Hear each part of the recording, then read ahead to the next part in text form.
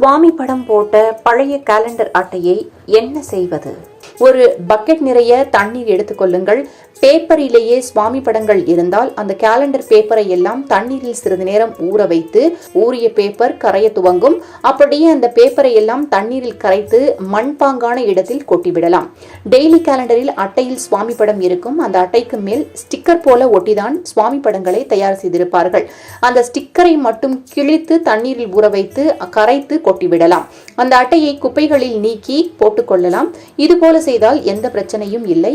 மிக மிக எளிமையான முறையில் மேல் சொன்ன முறைப்படி சுவாமி படங்கள் போட்டிருக்கும் கேலண்டரை வீட்டிலிருந்து அப்புறப்படுத்தி விடுங்கள். வீடு முழுவதும் கேலண்டரை மாட்டி வைப்பதும் தவறு. தேவைக்கு ஏற்ப கேலண்டரை மாட்டி பயன்படுத்தாதீர்கள்.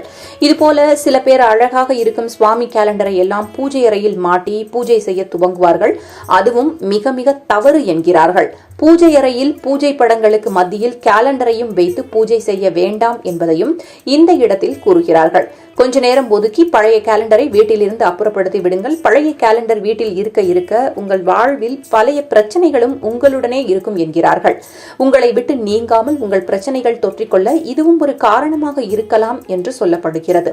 முடிந்தவரை இந்த வேலையை செய்துவிடுங்கள். நல்லதே நடக்கும்.